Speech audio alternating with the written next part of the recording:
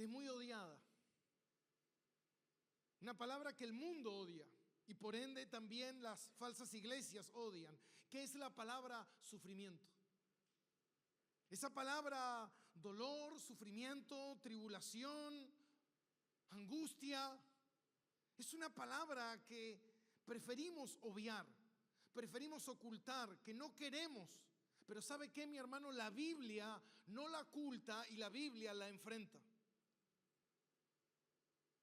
Porque en este mundo en el cual vivimos, un mundo caído por causa del pecado y la maldad del corazón del hombre, el hombre va a vivir en constante aflicción. Incluso aquellos que están en el camino del Señor, aquellos que son cristianos. El sufrimiento no es algo que podremos escapar. No podremos escapar porque vivimos en un mundo caído que sufre constantemente. Pero Dios utiliza ese sufrimiento para su gloria. Dios utiliza el sufrimiento para producir en aquel cristiano alabanza para su pueblo. Dice la palabra de Dios en Job 14:1: el hombre nacido de mujer, corto de día y hastiado de sinsabores. O como dice también Job 5: como las chispas se elevan para volar en el aire, el hombre nace para la aflicción. O como dice también en Juan 16:33, que lo dijo el Señor Jesucristo: en el mundo tendréis aflicciones. O como dice en Hechos 14:22, es necesario que a través de muchas tribulaciones entremos en el reino de Dios. ¿Por qué? ¿Por qué? A través de muchas tribulaciones deberemos entrar en el reino de Dios. No hay una forma de entrar en el reino de Dios sin tribulaciones. No hay una manera porque en realidad yo creo en Dios para que Dios me libre de las tribulaciones. Yo creo en Dios para que Dios me bendiga, me prospere y todo me vaya bien en la vida. Pero no con dolores. Pero dice Pedro en 2 de Pedro 1:19, tenemos la palabra profética más segura. ¿Qué quiere decir eso? Lo que Pedro está diciendo es que nosotros podemos confiar en la palabra del Señor. Podemos confiar en lo que Él ha dicho. Que lo que Él ha dicho es seguro, es verdadero. ¿Por qué? Porque solamente hay una verdad y esa verdad tiene un nombre y su nombre es Jesucristo. Y lo que Él dice es verdadero. Por eso, como dice Habacuc en su oración en 3:17, dice: aunque la higuera no florezca ni las vides haya fruto, aunque falte el producto del olivo y los labrados no den mantenimiento y las ovejas sean quitadas de la majada y no haya vacas en los corrales, con todo yo me alegraré en Jehová y me gozaré en el Dios de mi salvación. Qué madurez, qué entendimiento de que a pesar de todo lo difícil y todo lo duro que uno pueda estar viviendo en la vida, saber que podemos confiar en Dios. ¿Y sabe por qué podemos confiar en Él? Porque Él no es como nosotros. Él no miente. Él no te abandona. Él no te deja. Él no te engaña, Él es fiel y Él es verdadero. Y si Él prometió: yo estaré contigo todos los días de tu vida hasta el fin del mundo, aunque venga tribulación, prueba, angustia, lo que sea, yo, como decía el salmista, aunque ande en valle de sombra y de muerte, no temeré. ¿Por qué? Porque el Señor es el que está conmigo. Él me da el aliento, Él me sostiene, Él me va a sostener y así seguiré hasta que entre en su presencia. No hay forma de que eso cambie, porque Él no cambia. No hay forma de que eso cambie. Aunque venga el dolor, aunque estemos pasando horas difíciles, horas de dolor y de sufrimiento, hermano, Él no cambia. Él es soberano, Él es el Señor y Él está contigo. Por eso es bueno seguirle. Por eso el hombre intenta de esconder el dolor, intenta de buscar formas de entretenerse, de despejarse del dolor, porque no sabe cómo lidiar con el dolor. Pero el Señor sí sabe. El Señor dice: ven a mí, ven a mí. ¿Por qué? Porque es el único que tiene el poder para darnos la paz en medio del sufrimiento, en medio de la angustia. Tener entendimiento de lo que estamos pasando no es en vano. Hermanos, recordemos que Jesús, en el capítulo 13, ellos habían entrado al aposento alto. Jesús había tomado la forma de siervo, le había lavado los pies a sus discípulos, que ellos estaban discutiendo de quién sería el mayor, y todo ese ambiente empezó a cambiar. El ambiente empezó a cambiar. El Señor dice que Él estaba conmovido en espíritu. El Señor estaba realmente pasando por un momento muy difícil por la traición de Judas.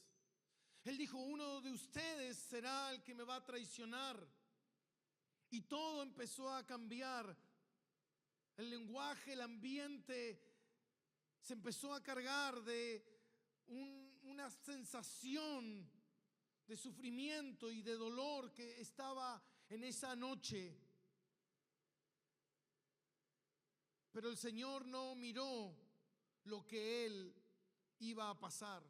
El Señor no miró lo que a Él le tocaba vivir, sino que Él dejó de lado todo eso para ocuparse de sus discípulos. El que iba a ir a la cruz era Él, pero los discípulos eran los que estaban angustiados. Y el Señor tomó esa responsabilidad de ocuparse de ellos. El problema era que, al igual que los judíos, ellos tenían un mal entendimiento de la obra de Cristo. Así como los judíos creían que el Mesías era alguien que los iba a venir a librar de la mano romana y les iba a dar el éxito y la gloria, Cristo les había revelado que Él tenía que morir, que la semilla tiene que caer y morir para llevar muchos frutos. Hermano, eso era un concepto para ellos realmente extraño. Como su Mesías moribundo no cabía en la mente de ellos. Ellos no podían entender cómo Cristo iba a morir. Recuerden que ellos lo habían dejado todo para seguir al Señor y de repente el Señor moriría. Entonces, si el Señor moriría, muy probablemente nosotros también vamos a morir. Nuestras horas están contadas.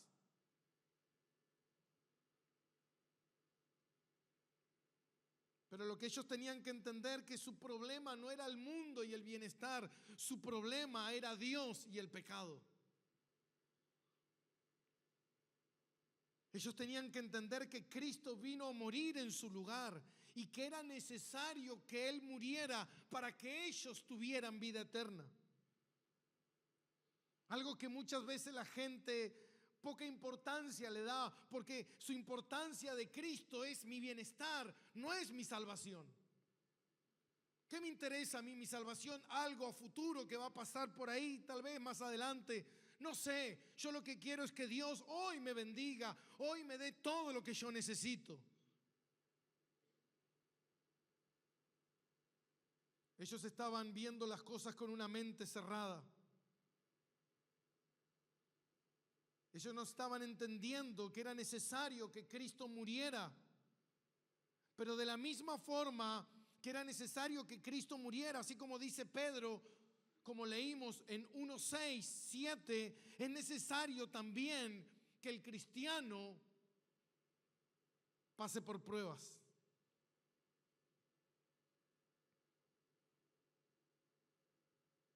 Cristo no quitó las pruebas de sus discípulos.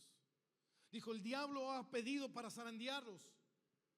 En el mundo tendréis aflicción, pero confíen, porque yo seré su sustento. Yo seré el que los sostenga en medio de la tormenta. Aunque la tempestad venga, ustedes no se van a hundir. ¿Confían y creen en eso?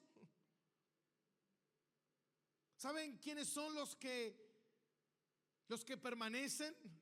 ¿Sabes quiénes son los que no se hunden? Los que tienen una fe genuina.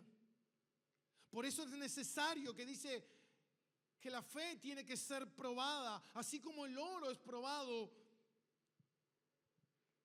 Ustedes conocen que hay un oro que se llama el oro de los tontos, que muchas veces pasa por oro, pero no es oro.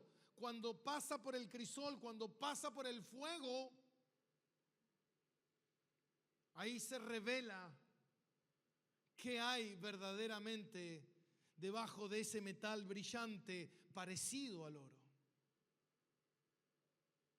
Hermanos, muchas veces las pruebas, que aunque nosotros creamos que no son necesarias, son necesarias. Gracias a Dios, las pruebas muchas veces en muchas personas que se han dicho ser hermanos fueron necesarias para que la iglesia supiera que esas personas no eran genuinas, que su fe no era genuina, que su salvación que pretendían tener en Cristo Jesús no era real. Por eso es necesario que pasemos por diferentes circunstancias. Ahora podemos entrar al capítulo 14 en ese contexto que hemos estado citando, y podemos ver que esta conversación continúa. Hermano, en el capítulo 13, 14, 15, el Señor es interrumpido de manera extraordinaria, constantemente. Entonces vemos esta conversación con sus discípulos, vemos en el capítulo 13 cómo el Señor hablaba con Pedro, pero aquí podemos ver en el capítulo 14 está en plural, cómo el Señor le habla a todos los discípulos que estaban ahí y por ende a nosotros. Y dice en el capítulo 1, en el capítulo 14, versículo 1, no se turbe vuestro corazón, creed en Dios, creed también en mí. En la casa de mi Padre muchas moradas hay. Si así no fuera, yo os lo hubiera dicho. Voy pues a preparar lugar para vosotros. Y si me fuera, os prepararé lugar y vendré otra vez y os tomaré a mí mismo, para que donde yo estoy, vosotros también estéis. Hasta ahí quiero leer. Quiero leer esos 3 versículos, porque entiendo que esos 3 versículos son sumamente importantes lo que el Señor está diciendo. Recuerden que en el capítulo 13, cuando habíamos dejado, Pedro le dijo: Señor, yo te seguiré, yo iré contigo incluso hasta la muerte. Y el Señor le dijo: antes que el gallo cante, ya me habrás negado 3 veces. En ese entorno, obviamente ellos estaban preocupados. ¿Por qué? Porque ellos, ¿qué sucederá con nuestra vida? ¿Qué sucederá con nuestra salvación? ¿Qué sucederá con Cristo? ¿Qué va a pasar? El futuro les preocupaba. Hermano, algo que a la humanidad le inquieta, el mayor temor que el hombre tiene es el temor. El temor al futuro, el temor a qué va a ocurrir, el temor a qué va a pasar. el temor a qué comeremos, qué beberemos. Ellos también estaban temerosos. Ellos también empezaron a angustiarse. Podemos ver que Pedro en el capítulo 13 se calla por completo. Y el Señor les habla a todos de que no se turben. Hay una versión que dice, no se turbe más vuestro corazón. Y esa es tal vez la versión más precisa. No se turbe más vuestro corazón. ¿Por qué? Porque el corazón de ellos ya estaba turbado. Pero el Señor no los dejaría así, mi hermano. El Señor sabía lo que iban a vivir, sabían lo que iban a pasar. Pocas horas después el Señor sería tomado prisionero y sería crucificado y muerto en una cruz. Su Señor, su Maestro, su Dios estaría en una cruz. Y ellos estaban siendo agitados en sus corazones por esto que estaban viviendo. Entonces el Señor le dice que no se turben, esta palabra, no se agiten, no se inquieten de más. Porque tienen que parar de sentirse de esa manera, porque lo que ustedes están sintiendo es verdad, pero no es correcto. Porque yo estoy con ustedes. Ellos estaban entrando en la desesperación, en la desesperanza de que todo estaba acabado, de que todo estaba terminado, de que ya llegamos al fin, ya se terminó todo. Mira, hermano, Dios está en control. Tu vida está al cuidado del Señor y el Señor cuida a los suyos. Por eso el Señor les da este primer mandamiento: no se turben. Dejen de angustiarse, dejen de preocuparse. Ese mandamiento es para su pueblo, para su iglesia, para usted que lo está escuchando hoy. Y el segundo mandamiento que les da el Señor: no se turben en su corazón, o más en su corazón. Cree. No te turbes, no te agites, no te angusties, no te desesperes, sino cree. Cree en Dios, cree también en mí. En otras versiones dice, seguí confiando en Dios, seguí confiando en mí. ¿Qué quiere decir esto? Ahora el Señor no les está hablando aquí de salvación, y esto es lo interesante, porque es como que les está diciendo, crean en Dios para ser salvos. Ustedes están angustiados porque ustedes no creen en Dios. Si creen en Dios, van a dejar de ser angustiados o van a ser salvos. No, porque ellos ya eran salvos. Ya Judas se había ido, y este mensaje era directamente para los 11 discípulos redimidos del Señor. Entonces, en ese contexto, lo que el Señor les está diciendo es: su fe está desmayando, su fe está menguando. Hermano, cuando las cosas están bien en nuestra vida, cuando nosotros vemos respuesta a nuestras oraciones, cuando vemos la mano de Dios obrando en nosotros, ¿qué pasa con nuestra fe? Dios está conmigo, estoy bien. Mira, Dios me está guiando, Dios me abrió puertas, Dios me está haciendo esto, Dios está haciendo esto conmigo, con mi familia, mis oraciones están siendo contestadas. Pero cuando viene la tribulación, ahí es donde la cosa se pone difícil. Donde nuestra confianza en el Señor empieza a decaer. Nuestra seguridad del Señor. ¿Será de Dios esto? ¿Será que no era la voluntad de Dios? ¿Será que Dios no tenía nada que ver? ¿Será que Dios no sabía de esto que me está pasando? Sí. Dios lo sabe todo, Él es omnisciente, omnipresente, Él está en todos lados y Él está bajo control de todas las circunstancias. Como decía Juan Calvino, el diablo es un perro, así que no tenga miedo de decirle al diablo perro. El diablo es un perro, pero es un perro con cadena, y esa cadena está en las manos del Señor Dios Todopoderoso.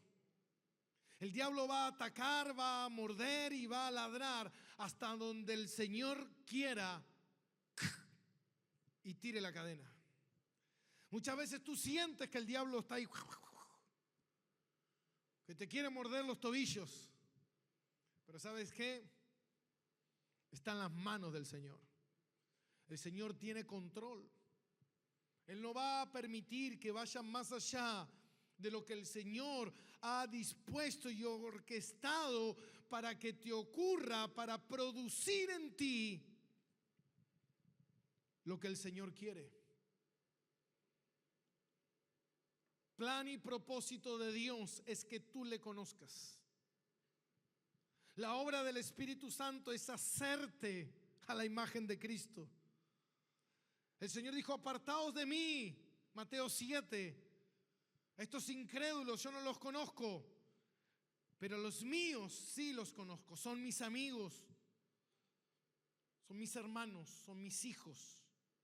Tienes relación con ellos. Hermano, ¿cómo puedo conocer a un Dios que es mi sumo sacerdote, a un Dios que me sostiene, a un Dios que me ama, si no paso por la tormenta? ¿Recuerdan la tormenta?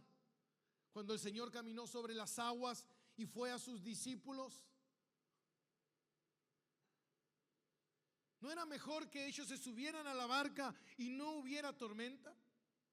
¿No era mejor que cuando ellos se subieran a la barca, el viento y la brisa primaveral soplara y los llevara a la otra orilla, salvos y sanos, todos bien? Pero el Señor, que es el creador de todas las cosas, fundador de la tierra, orquestó otras cosas. El Señor quería que sus discípulos y nosotros, al leer eso, entendiéramos que el Señor está por encima de todos los problemas y dificultades que se presenten en la vida. Él vino caminando sobre las aguas. Sus discípulos se turbaron porque vieron algo sobrenatural que ellos no podían entender qué era lo que estaba ocurriendo. Cuando reconocieron que era el Señor, que el Señor estaba en medio del problema, Pedro, como siempre, le dijo: Señor, si eres tú, manda, y yo saldré de esta barca y caminaré por encima de las aguas en medio del problema. Y Pedro, el Señor le dijo: Pedro, ven, sal, confía. Y salió Pedro, dio 1 o 2 pasos y el agua le llegó al cuello. Y mientras empezó a tragar un par de sorbos de agua salada, mientras sacaba la cabeza afuera, le decía: Señor, Señor, me ahogo. El Señor extendió la mano, lo sacó a Pedro del agua. ¿Cómo hizo el Señor? Porque Él estaba flotando sobre las aguas y lo agarra Pedro, nos hundimos los dos. No, mira, hermano, el Señor se sostiene Él, el Señor te sostiene a ti y el Señor sostiene a toda su iglesia. Su fuerza es ilimitada. Él es el Todopoderoso. Y cuando lo sacó, lo exhortó a Pedro y le dijo: Pedro, hombre de poca fe. No le dijo hombre sin fe, sino le dijo hombre de poca fe. ¿Por qué dudaste? Porque dudaste, te hundiste. Hermano, nuestra fe tiene que crecer. Y nuestra fe tiene que ser probada. Y nuestra fe tiene que ser refinada. Y muchas veces cuando vienen las pruebas, sacan a relucir mi relación con Dios, mi intimidad con Él, mi comunión con Él, mi seguridad con Él. Vos ves muchas veces a los hermanos en medio del problema temblando. Pastor, ore por mí. Ayúdeme, porque me estoy hundiendo. Es necesario que tragues un poco de agua para que veas que tu fe es muy débil. A tu fe debes añadirle. La fe es un músculo que debe crecer y fortalecerse en el Señor. El Señor nos dio la fe salvífica, pero esa fe debe crecer para que nuestra confianza en el Señor sea firme, segura y duradera. Hermano, la fe de ellos empezó a tambalear ahí. Su pera empezó a temblar. Empezaron a dudar y empezaron a desfallecer de lo que estaban escuchando del Señor. Como dijo el puritano John Owen, el sentido de la presencia del amor del Señor es suficiente para calmar toda ansiedad y todo miedo. Es suficiente. Solamente saber de que Él está presente, de que Él está contigo, de que Él decidió ir y hacer morada en tu corazón, mi hermano. Yo recuerdo hace algunos años atrás, un día estaba pasando por un momento de enfermedad difícil en mi vida.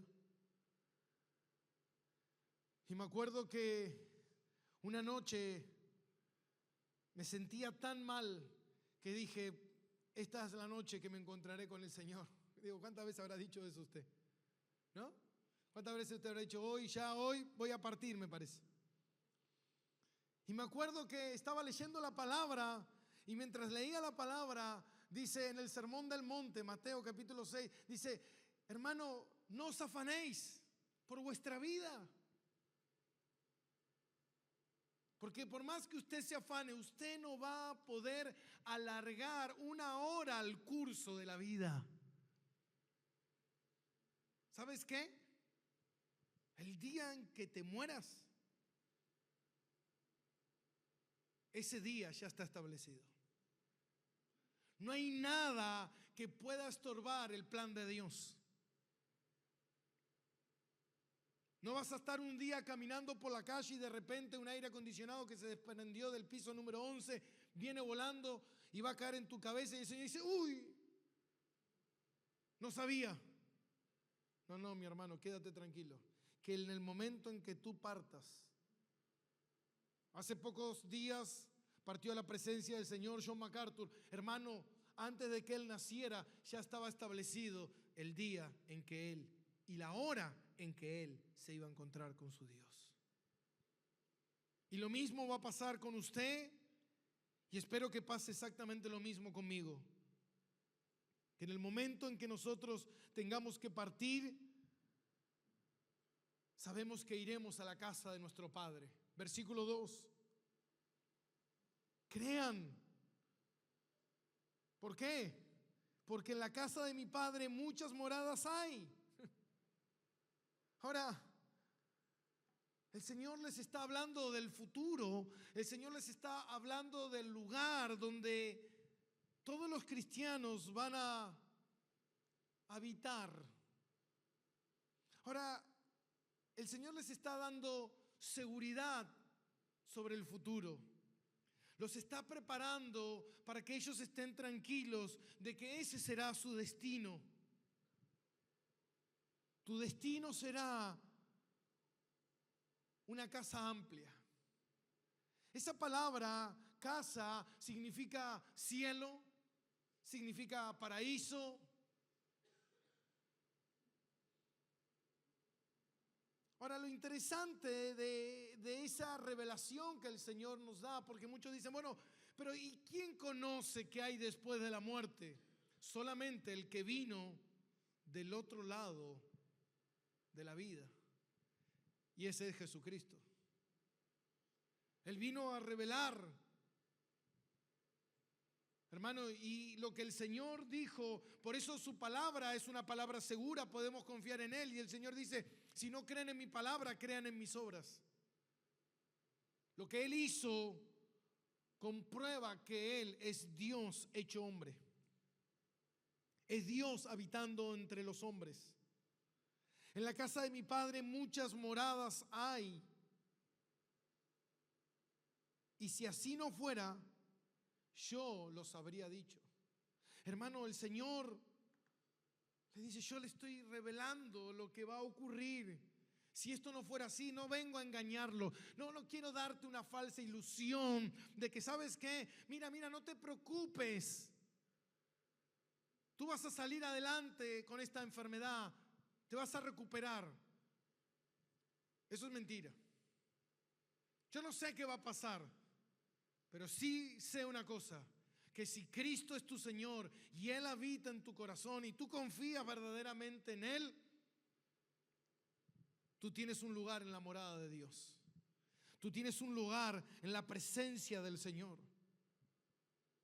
Dice Cristo, esta es la casa de mi Padre, el lugar donde nosotros vamos a ir a habitar, el lugar de donde yo procedo. Dice, muchas moradas hay.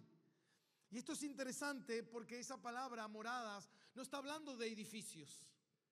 No está hablando de muchos edificios. A veces nosotros creemos que el cielo, y esto es dejarnos ver cómo es el cielo, hermano. Creo que eso nos da tranquilidad y nos da confianza sabiendo que nuestro Dios está en control de todas las cosas. Dice, yo voy a preparar el lugar, yo voy a preparar los cuartos, yo voy a preparar todo para que ustedes vengan. ¿Saben qué hermoso es eso? Es como cuando tú estás con alguien y te dice, bueno, espera, me adelanto yo, voy a casa, preparo todo para que cuando ustedes vengan esté todo listo. La mesa esté servida, tu lugar esté preparado, todo esté ordenado para recibirte a ti. Wow. Dice muchas moradas. Ahora, esto es interesante porque esto no habla de edificios separados, de que en la ciudad de Dios, en el paraíso, es un lugar distante donde de repente vemos que tal vez en una provincia va a vivir uno y tal vez en otra provincia va a vivir otro y otro va a vivir tal vez más allá, alejado. Yo siempre digo, Señor, aléjame de estos hermanos, no me dejes vivir tan cerca de ellos. Yo quiero vivir allá solito, en medio de una aldea con una cascada, donde ahí pueda estar tranquilo. No, mira, el cielo no es así. El cielo es, ¿lo tienes ahí? El cielo es así. Deja esa imagen ahí. Según Apocalipsis, dice que el cielo es una gran casa con grandes habitaciones para todos sus habitantes y que viviremos como una gran familia. No es que usted va a vivir con su familia y dice, ¿sabes qué? Yo no quiero estos de vecinos. No.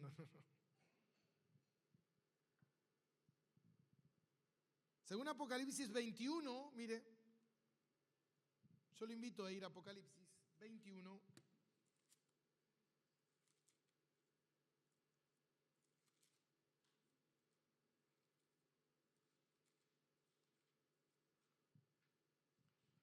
Versículo 2, dice Juan, y yo Juan vi la santa ciudad, la nueva Jerusalén, descender del cielo de Dios, dispuesta como una esposa ataviada para su marido. ¿Sabe? ¿Entiende esa ilustración, no? Una esposa ataviada, dispuesta, lista para su marido. Lo que está hablando es del marido en el altar y la esposa con todos los arreglos viene a él hermosa y resplandeciente. A mí me gusta a veces cuando los hermanos se casan y uno está aquí en el altar y la novia, todos esperan a la novia, y cuando la novia entra, yo cuando vi a mi novia, que hoy es mi esposa, ya estamos cerca de los 20 años de casado, y yo cuando la vi entrar, Yo dije, wow, siempre es linda, pero ese día era más linda aún, porque estaba arreglada para mí, para ese momento especial, para nuestra unión delante de Cristo Jesús. Qué momento tan especial, amén. Y acá el Señor habla de esa esposa ataviada para su marido, y hay una gran voz del cielo que decía: he aquí el tabernáculo de Dios con los hombres, y Él moraba con ellos, y ellos serán su pueblo, y Dios mismo estará con ellos como su Dios. Y enjugará a Dios toda lágrima de los ojos de ellos, y ya no habrá muerte, no habrá llanto, ni clamor, ni dolor, porque las primeras cosas pasaron. ¡Wow! Como decía esa frase de nuestro gran amigo John MacArthur. Dice: anhelo ir al cielo porque hay tantas cosas allí que me esperan.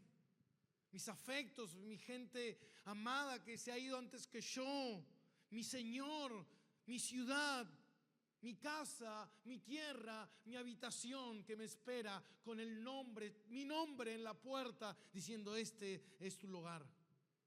Ahora dice también Apocalipsis en el versículo 15: el que hablaba conmigo tenía una caña de medir de oro para medir la ciudad, sus puertas y sus muros. Y la ciudad se hallaba establecida en cuadrado, y su longitud es igual a su anchura.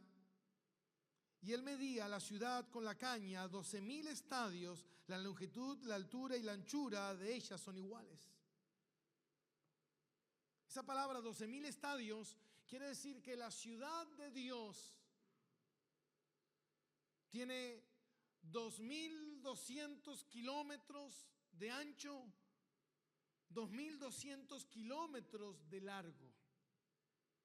Para que usted se dé una idea, es más o menos el doble de la Argentina en metros cuadrados. Podríamos decir la mitad de Estados Unidos, más o menos, cuando usted mira en el mapa. Para que usted se dé una idea, yo pensaba, ¿cuántos son 2,200 kilómetros? Casi llegando a Tierra del Fuego desde aquí. A Tierra del Fuego hay 3,000 kilómetros, 2,200 kilómetros. Pero lo más interesante de eso no es esta superficie, sino la altura que tiene. Que también la altura es 2,200 kilómetros de alto. Lo mismo que tengo para llegar a Tierra del Fuego es lo mismo que voy a tener para llegar al último piso.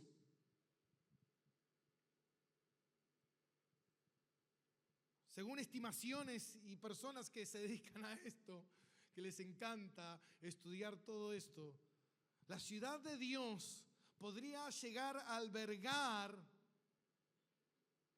según metros cuadrados que necesita cada habitante. Para que usted se dé una idea, en este momento en la tierra hay 8,000 millones de habitantes. Se cree que desde Adán hasta nuestros tiempos han visitado la tierra, el planeta Tierra, más o menos aproximadamente 20,000 millones o 25,000 o 22,000, según estimaciones, no se puede saber con precisión, habitantes en esta tierra. Bueno, la ciudad de Dios puede albergar 365,000 millones de habitantes. En este momento hay 8,000 millones de habitantes en la tierra, 365,000 millones de habitantes. Estamos hablando, los habitantes que hay en la tierra en este momento, multiplicado, ¿por cuánto? ¿Por 30 más o menos? ¿30 veces la población de esta tierra? No, 365 millones, 1,000 millones de habitantes. La ciudad de Dios es inmensamente enorme, por todos los pisos que tiene. Y es ahí donde usted y yo iremos. Es ahí el lugar que Dios tiene preparado. Y Él habitará en medio de todos nosotros. y donde el Señor tendrá su trono y donde el Señor estará reinando. Ahora, cuando uno ve estas cosas, dice, wow, verdaderamente el Señor sí que está en control de todas las cosas. Y Jesús le dijo, yo iré y prepararé lugar para vosotros. Y dice versículo 3, si me fuere, os prepararé lugar. Hay otra traducción que dice, cuando me fuera, os prepararé lugar. Cuando me fuera, os prepararé lugar y vendré otra vez y os tomaré a mí mismo para que donde yo estoy, vosotros también estéis. Esto es una clara evidencia al arrebatamiento. Hay algunas personas que no creen en el arrebatamiento, pero aquí el Señor no está hablando de su segunda venida. Porque en su segunda venida dice que en Apocalipsis 19 que Él vendrá con los santos y que en su segunda venida los ángeles del Señor harán la tarea. Pero aquí dice el Señor que Él vendrá a los suyos. Esto es una separación entre el momento en que Él muere, resucita, va al Padre y antes de su segunda venida hay este suceso. Este suceso que ocurrirá, que el Señor va a arrebatar a los suyos. ¿Por qué? Dicen muchos teólogos, porque aquí no hay presencia de juicio. Dice que cuando Él venga va a venir a juzgar. Y aquí no, aquí el Señor va a venir a buscar a los suyos para llevarlos a ese lugar. Él no va a hacer una visita guiada de nuestra morada, de nuestra casa, de nuestro lugar celestial, de nuestro lugar eterno, donde pasaremos con el Señor. A partir de aquí, de este capítulo 14 en adelante, vienen muchos más consuelos de parte del Señor hacia los suyos, para que esto quede bien en claro. Que las cosas que van a venir serán dolorosas, serán difíciles, serán angustiantes, pero que tienen un propósito. Tienen el propósito de que Él muera en lugar de los suyos, para que ellos puedan entrar en la vida eterna. Y el dolor que ellos van a sufrir y tal vez las tribulaciones que ellos van a vivir no son en vano, sino que van a producir en nosotros un peso mayor de gloria. Van a producir en nosotros una confianza. Van a producir en nosotros una seguridad de Él. Van a producir en nosotros un conocerle más íntimamente. Porque ¿sabes qué, mi hermano? Hay algo que Pedro experimentó que los demás no experimentaron. Los demás prefirieron quedarse en la barca seguros, atravesando la tormenta, desde el temor. Pero Pedro, al hundirse, pudo experimentar estar en los brazos de su Salvador. Las tribulaciones son dolorosas, son difíciles, son momentos amargos. Pero entre todo ese dolor, tú vas a experimentar algo sin igual, que son los brazos de tu Redentor. De que Él te va a sostener, que Él te va a fortalecer, Él te va a sanar, Él te va a curar para seguir con tu camino. Porque Él no te suelta la mano. Él no cambia, Él no falla, Él no erra. ¿Sabe por qué, mi hermano? Porque Él es Jesucristo, nuestro Señor y Salvador. Amén.